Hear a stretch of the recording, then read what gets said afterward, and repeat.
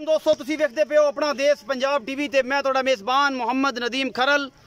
सब तो पहले अपने चैनल को करो सब्सक्राइब ते बेल आइकन दे बटन करो प्रेस कि मेरी हर आने वाली अच्छी और बेहतरीन वीडियो तुहाडे तक पहुंचे। और तुसी वेखो सब तो पहले दोस्तों की खिदमत हमेशा प्योर नीली दे और आला क्वालिटी दे जानवर तुहाडा वीर नदीम खरल लैके हाजिर होंदा है। अज तुहाडे वास्ते एक आला क्वालिटी का जानवर लैके हाजिर होए हैं। दूजा सूआ है या तीजा सूआ है या पहलने, ये सारियां गल्लां मालिक दसेगा। मैं नज़र मारनी है, मैं दी नस्ल जात पढ़नी है। उस सुबह जनाब सारियां गल्लां कमेंट सैक्शन दसनियां ने। रेट मालिक की मर्जी का लैना असी अपनी मर्जी नाल लैने देने मुकद्दर ने। नीली हमेशा अपना देश पंजाब टीवी ते मिलती है। बाकी जनाब तुहाडे सामने लैके हाजिर होवांगे नीली दा अनमोल तोहफा।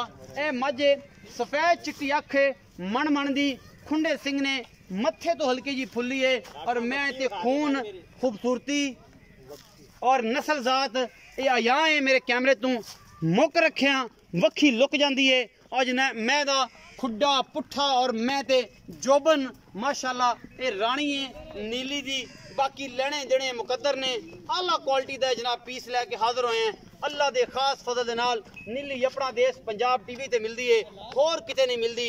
नीली दियां मज्झां, नीली दे झोटे, नीली दियां कट्टियां और नीली दे अनमोल और आला क्वालिटी के जानवर अपना देश पंजाब टीवी की जीनत होंदे ने। और हमेशा निक्कियां वक्खियां, सोहने खुडे, सोहने पुट्ठे, चंगियां तौणा, निक्के निक्के सिर ते सफेद चिट्टियां अखां, ये नीली की पहचान ने।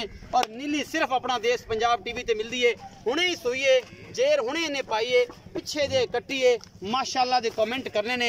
लेने देने मुकद्दर ने, मुठ मुड़ दा थाने और मरले मरले दी वांडे सार दा डोडा चक्की फिरदी है अल्लाह दे खास फजल दे नाल। और प्योर नीली दा ब्रांड लैके हाजिर होया तुहाडा वीर नदीम खरल। ये जनाब प्योर नीली है, ये कुंडी है, ये बदीन है, ये जनाब रावी है। ये तुहाडे सामने ने सारा ही हुसन पाकिस्तान दा है और पाकिस्तान ही है सारा जिहड़ा इन्हां पाकिस्तान का सेहरा ने। कोई कुंडी होवे तद भी कोई नहीं, कोई नीली होवे तद भी कोई नहीं, कोई रावी होवे तद भी कोई नहीं, कोई बदीन होवे तद भी कोई नहीं। सारा पाकिस्तान का सेहरा ने।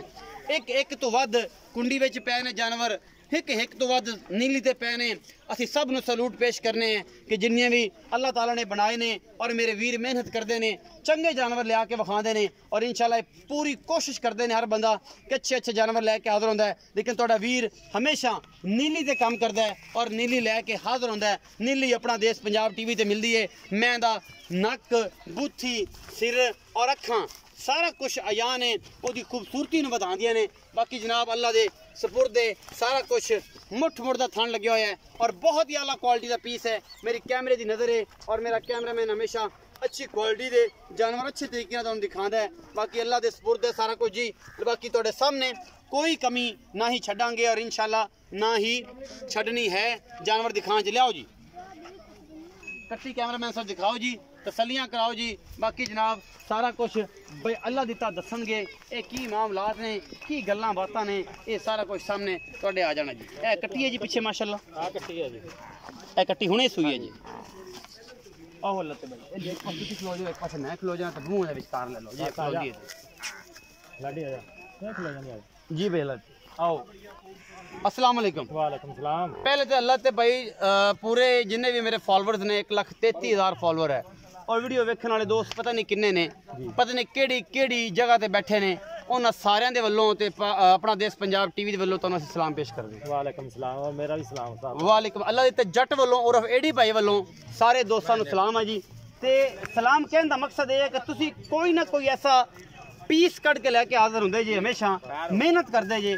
ते मेरा एक दोस्त ने भाई इमरान, वो हमेशा कहते होंगे ने कि सब तो पहले अगर किसी बंदे को फड़ाना है ना तो पहले तेन फड़ाना है। उसकी वजह पता की है?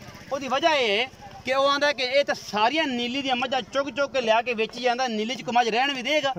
आओ मेरी वीडियो वेखणगे और मैनू दसणगे कि सुनिया तू अज ये गल की भाई इमरान, तुसीं वीडियो वेख के कमेंट थल्ले करना है और स्पेशल दसना भाई अल्लाह तेन कोई मुहब्बत प्यार वाला मैसेज करके कि मैं फॉरवर्ड कर सकां, दस सकां कि भाई यह मैसेज इन्हां वालों।